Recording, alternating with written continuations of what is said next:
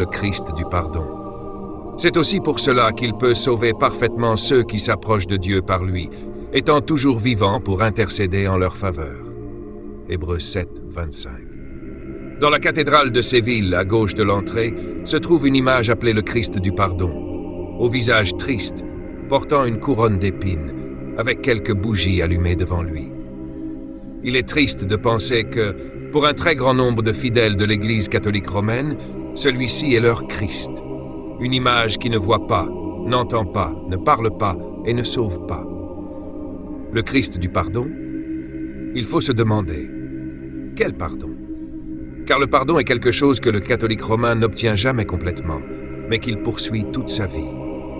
S'il le possédait, il n'aurait pas besoin de recevoir le sacrement de l'extrême-onction lorsqu'il meurt. S'il le possédait, il n'aurait pas besoin de se confesser afin que ses péchés soient absous.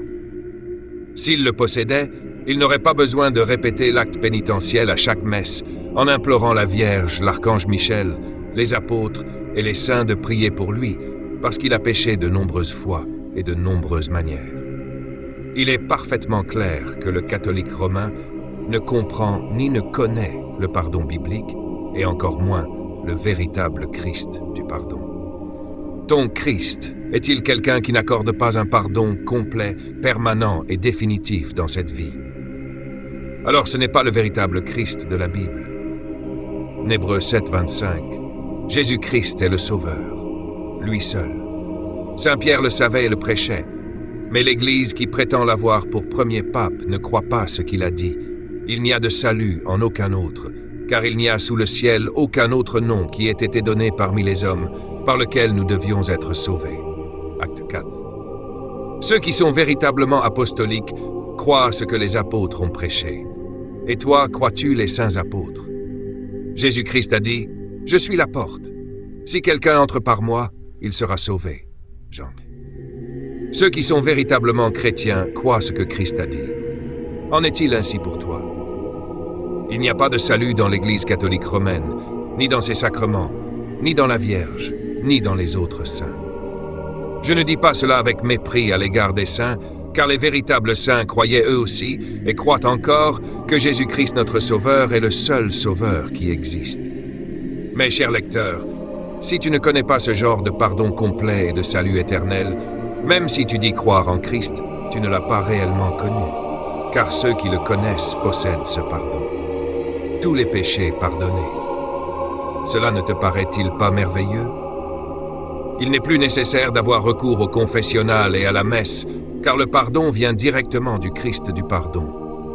Si ton Christ n'est pas ainsi, alors on t'a vendu une chose pour une autre. Beaucoup mettent leur con leur porte secours, mais elle ne peut sauver personne. Marie a dit que son âme louait Dieu, son Sauveur, car elle aussi avait besoin d'un Sauveur, et ce Sauveur unique et puissant est Dieu le Fils, le Seigneur Jésus-Christ. Même si on l'appelle Notre-Dame du perpétuel secours, ce titre lui-même est faux. C'est un exemple de la manière dont on dépouille un saint pour en vêtir un autre. On enlève au Seigneur Jésus-Christ ses titres et ses vertus, et on les répartit entre des vierges et des saints, comme si l'on ne croyait pas que toute vertu et toute puissance résident en lui. J'en appelle à la Bible, la parole de Dieu, car elle ne donne jamais ce titre à Marie. Au contraire, elle attribue le salut perpétuel et le secours perpétuel à Jésus-Christ. Beaucoup de personnes mettent leur confiance dans l'Église parce qu'elle affirme que le salut ne se trouve qu'en elle. Elles mettent également leur confiance dans les sacrements de l'Église parce qu'on leur a enseigné que, par les sacrements, la grâce de Dieu augmente dans leur vie et qu'elles obtiennent le pardon. Par exemple, dans le sacrement de la confession, que recherche-t-on sinon le pardon? Mais dans le catholicisme romain, il n'existe pas de pardon complet et définitif. L'Église ne peut pas t'accorder un tel pardon parce qu'elle ne le connaît pas, parce qu'elle ne connaît pas le véritable Christ du pardon. Jusqu'à quand sauve-t-il? La parole de Dieu dit ce que Dieu dit, sans y ajouter tes propres clauses et conditions.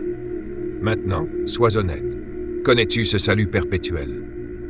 Ou bien celui qu'on t'a enseigné arrive-t-il par échéance, par morceaux et par portions, d'une confession à l'autre? Le pardon petit à petit. T'a-t-on dit qu'il existe des péchés mortels et des péchés véniels? que si tu commets un péché mortel et que tu meurs sans avoir obtenu le pardon, tu iras en enfer. Je t'invite à considérer ce qui n'est pas mon opinion, mais la parole de Dieu. Tout péché est mortel. L'âme qui pêche, c'est celle qui mourra. Ézéchiel 18, 4. Le salaire du péché, c'est la mort. Romains 6, 23. Ceux qui t'ont enseigné ces choses concernant les péchés mortels, etc., ne connaissent pas ou ne croient pas la parole de Dieu. Ils ne comprennent ni la gravité de chaque péché, ni comment Dieu, le juste juge, peut traiter la question de nos péchés de manière à pouvoir nous offrir un pardon total, complet et permanent. Mais tel est le véritable évangile. C'est un message de jugement et de pardon.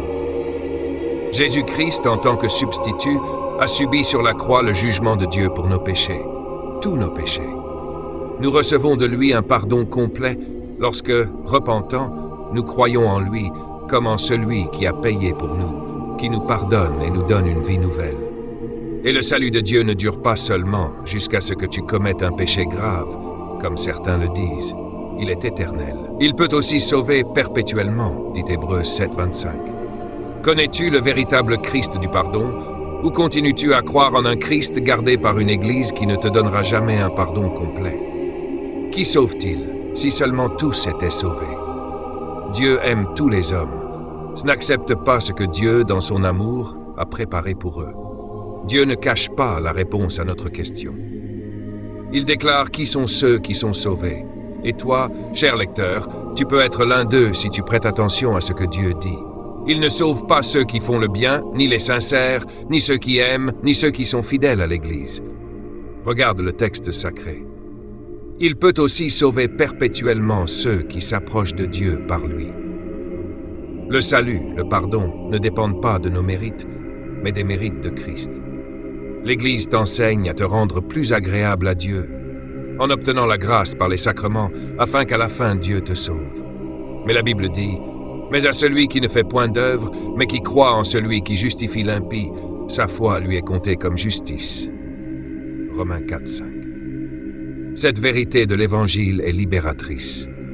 Des milliers de personnes qui ont accepté ce que Dieu dit ici ont été libérées de l'esclavage d'un système de liturgie et de litanie, de sacrements et de sacrifices offerts maintes fois sans jamais ôter un seul péché.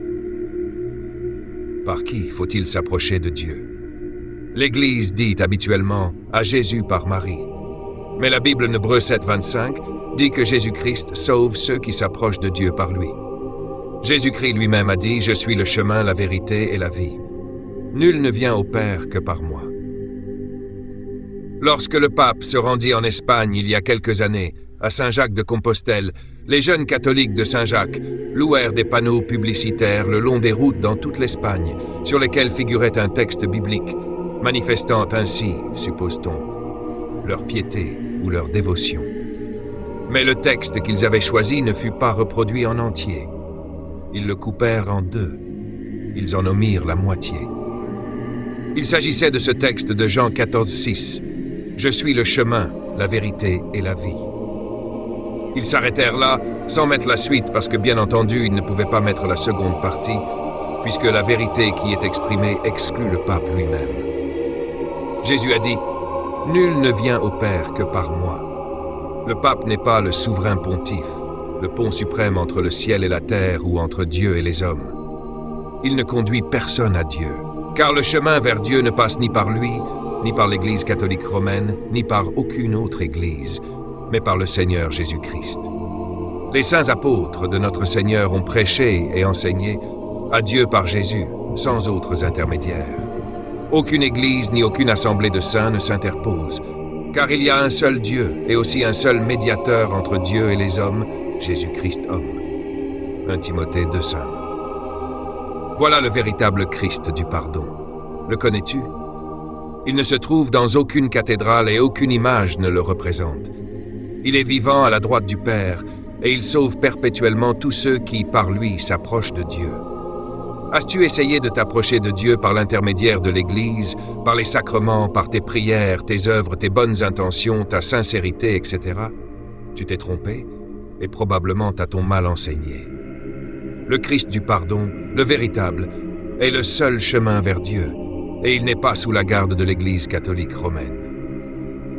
Comment peut-il sauver de cette manière? Parce que le salut, le pardon et la rédemption qu'il a obtenus lorsqu'il est mort pour nous, ayant obtenu une rédemption éternelle, dit Hébreux 9, 12. Et si la rédemption est éternelle, alors elle ne vient pas par échéance, mais tout entière. Elle dépend de lui, non de nous. Hébreux 7, 25 dit que Christ vit toujours pour intercéder. Il prend soin de tous ceux qui ont cru en lui, et leur garantie du pardon et d'une place dans le ciel n'est rien de moins que la personne de Jésus-Christ, assis à la droite du Père. Quelle assurance! Sa vie est indestructible. Hébreux 7. Dieu dit dans la Nouvelle Alliance, « Et je ne me souviendrai plus de leurs péchés ni de leurs iniquités. » C'est pourquoi le salut est éternel, parce qu'il existe un pardon qui est définitif et complet, qui règle pour l'éternité la question des péchés. Observe avec moi comment l'Église catholique emploie des expressions telles que « Nouvelle Alliance »,« L'agneau de Dieu qui ôte le péché du monde », etc. Mais elle n'en connaît pas la signification. Elle ne permet pas à l'agneau de Dieu d'ôter le péché une fois pour toutes.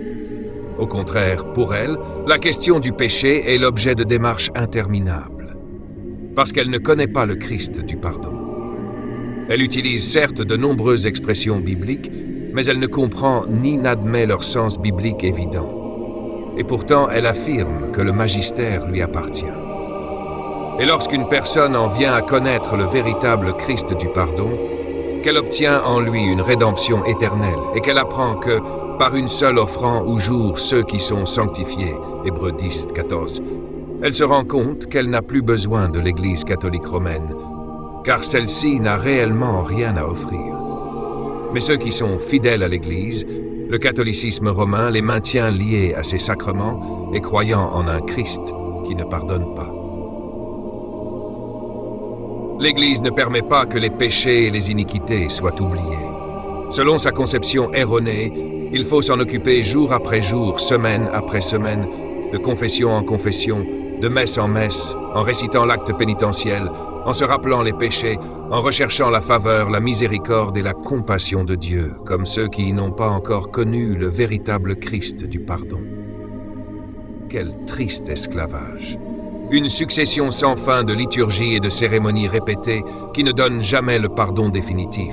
Non, pas même après la mort, puisqu'il faudra encore célébrer des messes à l'anniversaire de la mort de la personne. Cher lecteur, n'est-il pas temps que tu connaisses le véritable Christ et le véritable pardon qu'il offre? Sors du système d'esclavage, va vers lui, vers le Christ du pardon. Il a versé son précieux sang sur la croix en payant pour tes fautes. Il veut te sauver personnellement pour toujours. Va vers lui et va à Dieu par lui et par ses mérites. Même si l'on te critique, obéis à l'appel apostolique. Sortons donc pour aller à lui, hors du camp, en portant son opprobre. Hébreux 13, verset 13.